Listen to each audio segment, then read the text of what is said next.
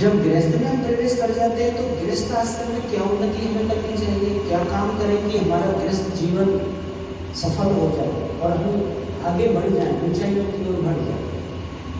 तो गृहस्थ के अंदर दो काम करने होते हैं। एक तो 5 महायज्ञ करना चाहिए और दूसरा श्रेष्ठ सुसंतान को जन्म देना चाहिए। गृहस्थ जीवन की सफलता 2 चीजों पर निर्भर करती है। इस अवस्था में आपको 2 काम करने चाहिए। एक तो 5 यज्ञ कीजिए प्रतिदिन।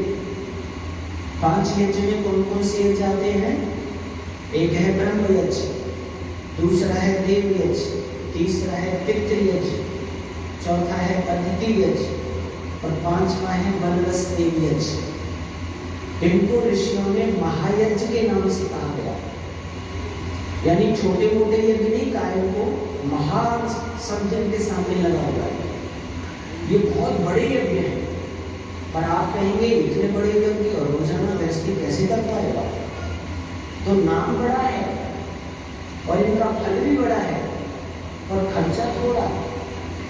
खर्चा बड़ा नहीं है, आप ऐसे नहीं घबराना भी नहीं महायज्ञ के नाम से कितना खर्चा करना पड़ता होगा या कितना समय हमें लगाना पड़ेगा, कितना श्रम लगाना पड़ेगा। बहुत कम श्रम, बहुत कम समय, बहुत कम खर्चा और बड़ा काम हो रहा है, बड़ा फल दिलाने वाले हैं ये। तो सबसे पहले आता है ब्रह्म यज्ञ।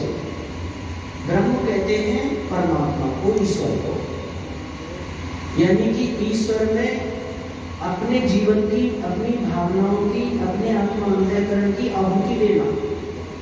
जैसे ये हवन कुंड है, इसमें आपने शुद्ध घी, शुद्ध सामग्री, शुद्ध संध्याएं आदि की आहुति दी।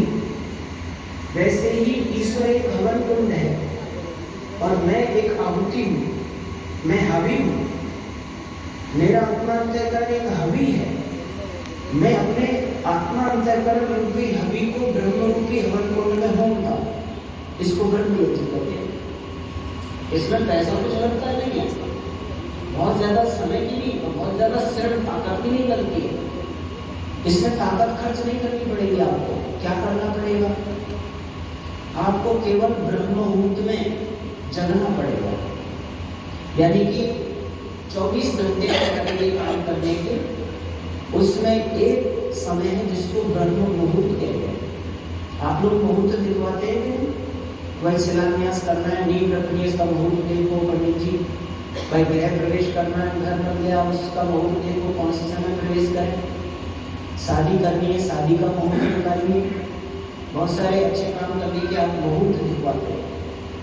तो कभी ऐसा भी मुहूर्त है कि भगवान से मिलने का कौन सा मुहूर्त है? पांडे जी ये देखो, भगवान से कब मिल पाएंगे हम, उसका मुहूर्त छाटो पत्रा में। तो वो हमेशा के लिए एक मुहूर्त है जिसको ब्रह्ममुहूर्त कहते हैं। यानी सूर्योदय से 1.5 और 2 घंटे पहले का जो समय है उसको ब्रह्ममुहूर्त कहते हैं, अमृत वेला कहते हैं, उषा वेला कहते हैं। वो भगवान ने ही बना के दिया मुहूर्त। मेरे से मिलने का ये मैं शुभ मुहूर्त देता हूँ आपको। उसको ईश्वर से मिलने का समय क्यों माना गया है? क्योंकि उस समय सृष्टि में बहुत शांति होती है, ना ध्वनि प्रदूषण होता है, ना वायु प्रदूषण होता है, ना हमारे चित्त विक्षिप्त होते हैं। ये करना, वो करना, यहाँ जाना, वहाँ जाना, उसने ऐसे कह दिया, उसको मैं ऐसे कर दूंगा, उसको ये कर दूंगा। बहुत सारी चिंताएं, बेचैनियां, परेशानियां हमारे अंतःकरण में दिन में रहती हैं। तो वो समय रात्रि में सोने के बाद शांत हो जाती है, चित्त की बत्तियां भी शांत हो जाती हैं, सिमट जाती हैं। वातावरण में भगवान उषा वेला अमृत रस आ रही होती है, ना कोई ध्वनि वायु प्रदूषण होता है। तो भगवान ने कहा भाई इस समय तुम एकांत शांत स्थिति में मुझसे मिल सकते हो। इस समय को किसी को नहीं देना चाहिए, किसी काम के लिए नहीं देना चाहिए। ब्रह्म मुहूर्त में केवल भगवान को ही देना चाहिए। और एक शाम को भी संधि वेला आती है, थोड़ा समय शाम को भी देना चाहिए। 2 संधि वेलाएं दी है भगवान ने। रात जा रही होती है, दिन आ रहा होता है, उस मिलन में, रात दिन के मिलन में आत्मा परमात्मा का मिलन। दिन जा रहा होता है, रात आ रही होती है, रात दिन के मिलन में आत्मा परमात्मा का मिलन। ये 2 समय केवल भगवान से मिलने का ही समय है। इसको संधि लीला कहते हैं। इसीलिए हम संध्या करते हैं। संध्या का मतलब है भगवान से जुड़ने का उपाय करते हैं। तो इन 2 समय में महर्षि मनु कहते हैं ना स्यात् संधि वेलायाम न बचे ना विसंग से, यानी दोनों संधियों में ना तो यात्रा करनी चाहिए, ना शयन करना चाहिए, सोना नहीं चाहिए दोनों संधि वेलों में, ना भोजन करना चाहिए। इन संधि वेलों में भोजन भी मत करो, सोना भी नहीं है, गमन भी नहीं करना। तो क्या करना है? बैठ के भगवान का भजन करना, ईश्वर में अपनी आहुति देनी। भगवान सर्वत्र व्यापक है, तुम्हारे अंतःकरण में विद्यमान है। गीता में अर्जुन को समझाते हुए कृष्ण जी कह रहे हैं ईश्वरः सर्वभूतानां हृदय से अर्जुन तिष्ठति ब्रह्मण्यं सर्वभूतानि यंत्रारूढ़ानि माया। हे बात, ईश्वर तो सबके हृदयों में बैठा हुआ है और अपनी शक्ति सामर्थ्य से वो इस माया को, प्रकृति को यंत्रवत घुमा रहा है, चला रहा है, व्यवस्थित कर रहा है। तमेव शरणं गच्छ, तू उस ब्रह्म की शरण में जा, तू उस ब्रह्म को पाने का उपाय कर, उसकी शरण में जा, उसकी आज्ञा से अपने युद्धादि कार्य कर।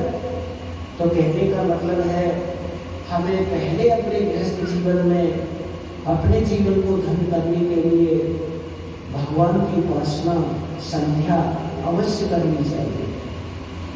देखो, महात्मा चाणक्य जी ने एक बात कही है कि भगवान की जो संध्या उपासना है वो हमारे जीवन के लिए कितनी महत्वपूर्ण है।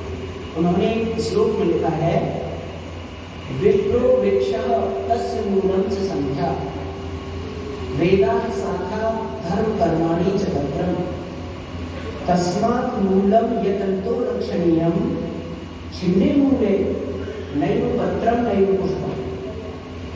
यानी विद्वान स्त्री पुरुष जो भी हैं उनका शरीर एक वृक्ष है।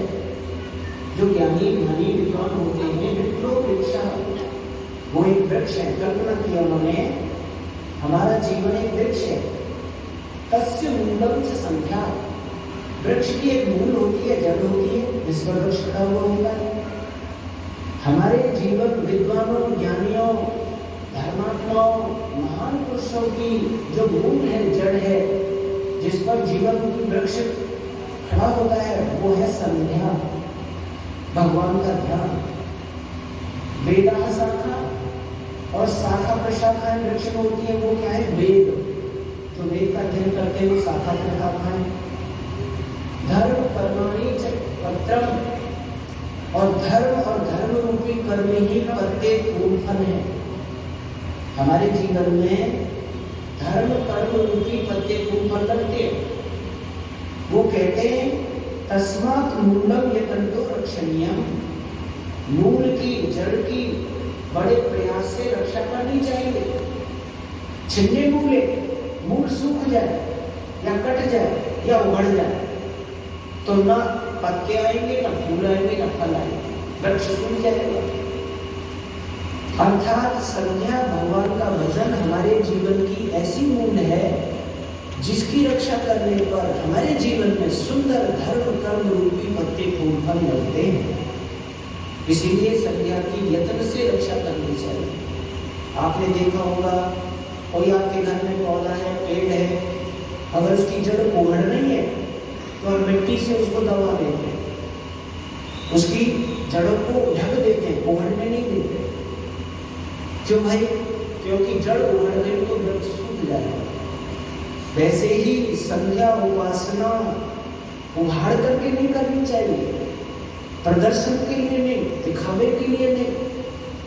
आजकल भगवान का भजन करते हैं तो माइक लगाते हैं, पता नहीं कितना लोगों को ऐसे दिखाते हैं कि हम भाई भजन संध्या कर रहे हैं। दिखावा भगवान की भक्ति में नहीं होना चाहिए। जैसे जड़ ढकी हुई होती है वैसे संध्या गोपनीय स्थान में करना चाहिए। भजन, भोजन और व्यायाम एकांत देश में करना चाहिए, किसी को पता भी नहीं चाहिए कि देखो ये भजन कर रहा है। हाँ, घर में परिवार में आप किसी को प्रशिक्षण देना चाहते हैं या किसी को प्रेरणा देना चाहते हैं, उसके लिए बैठ के कर रहे होते हैं कि बच्चे देखें वृद्धाओं को, देखो हमारे दादाजी दादी माँ ध्यान उपासना करते थे, तो ऐसी स्थिति को देख के उनको प्रेरणा मिल सकती है। ऐसी भावना से आप थोड़ा कर सकते हैं, परंतु वास्तविक भगवान से मिलने के लिए तो प्रदर्शन नहीं, भगवान और मैं वो हम सबको देख सुन जान रहा है।